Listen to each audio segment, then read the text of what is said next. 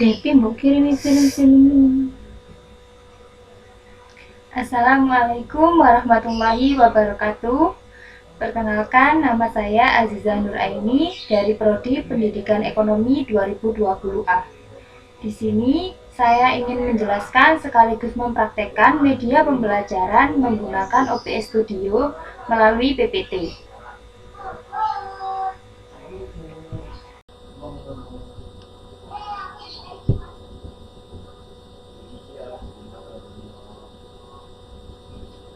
Di sini PPT saya berjudul Strategi Memilih dan Menyusun Bahan Ajar. Ada beberapa pembahasan yang akan dibahas.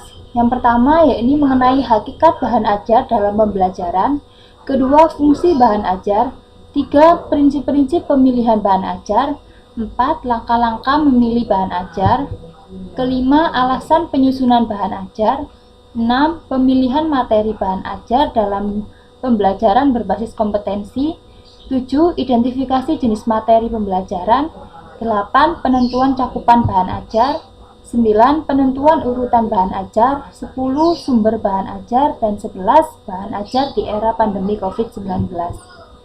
Hakikat bahan ajar dalam pembelajaran. Bahan ajar sendiri merupakan suatu bahan atau materi pembelajaran yang disusun secara sistematis yang digunakan guru dan siswa dalam pembelajaran untuk mencapai tujuan yang diharapkan. Hakikat dari bahan ajar ini adalah bagian penting dalam proses belajar mengajar yang memiliki kedudukan untuk menentukan keberhasilan belajar mengajar yang berkaitan dengan ketercapaian tujuan pengajaran serta menentukan kegiatan belajar mengajar. Selanjutnya yakni fungsi bahan ajar.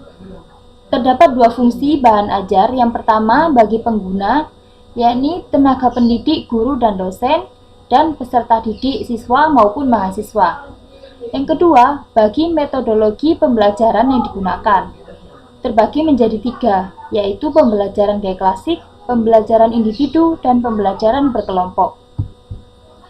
Prinsip-prinsip pemilihan bahan ajar. Yang pertama, kepentingan menyiratkan keterkaitan. Kedua, konsistensi menyiratkan cakupan bahan ajar. Yang ketiga, kecukupan menyiratkan bahwa materi yang diajarkan harus memadai. Langkah-langkah memilih bahan ajar.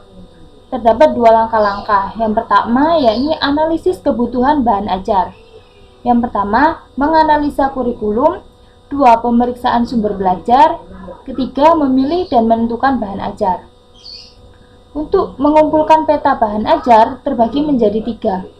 Mengetahui jumlah bahan ajar yang harus disusun, mengetahui pengaturan atau permintaan materi pembelajaran, dan yang terakhir memutuskan ide bahan ajar. Alasan penyusunan bahan ajar. Terdapat 4 alasan, yakni yang pertama, merencanakan dan memiliki materi yang tepat untuk disampaikan di kelas kepada siswa yang menjadi tujuan penyusunannya. Kedua, perencanaan materi dilakukan untuk menyesuaikan dengan program pendidikan dan kebutuhan peserta didik dalam suatu landasan edukatif. Ketiga, memberikan media atau aset pembelajaran kepada siswa yang terpisah dari sumber yang ada, baik dari buku-buku di perpustakaan maupun materi pembelajaran yang diperkenalkan di website. Ketiga, memudahkan peserta didik untuk memahami materi yang disampaikan oleh pengajar atau pendidik. Pemilihan materi bahan ajar dalam pembelajaran berbasis kompetensi atau PBK. Pembelajaran berbasis kompetensi didasarkan pada pemikiran utama bahwa apa yang perlu dicapai siswa melalui latihan pembelajaran harus digambarkan dengan konkret. Bahan ajar harus dipilih dengan tepat agar dapat membantu siswa dalam mencapai standar kompetensi dan keterampilan dasar. Selanjutnya yaitu identifikasi jenis materi pembelajaran. Yang pertama, materi jenis fakta. Kedua, materi konsep. 3. Materi jenis prinsip. 4. Materi jenis prosedur. 5. Materi pembelajaran afektif.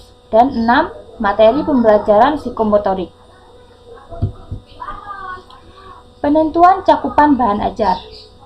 Cakupan bahan ajar menyangkut pada keluasan dan kedalaman materi. Keluasan materi menggambarkan seberapa banyak materi yang diingat untuk suatu materi pembelajaran.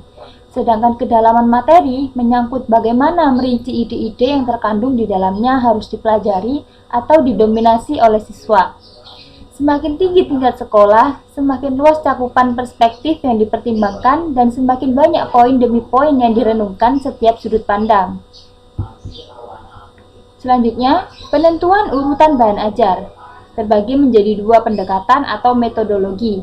Yang pertama, pendekatan atau metodologi prosedural, menggambarkan langkah-langkah urut sesuai dengan langkah-langkah dalam mengerjakan tugas. Misalnya, langkah-langkah menelpon, langkah-langkah untuk mengoperasikan komputer, dan sebagainya.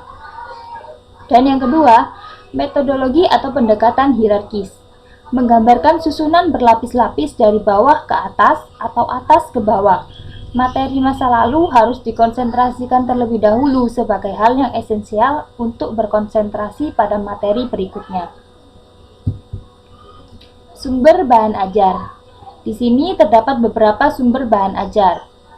Yang pertama ada buku, penerbitan berkala, profesional, laporan hasil penelitian, kurikulum, jurnal, web atau internet, variasi media atau audiovisual, pakar bidang studi, dan yang terakhir lingkungan. Bahan ajar di era pandemi COVID-19.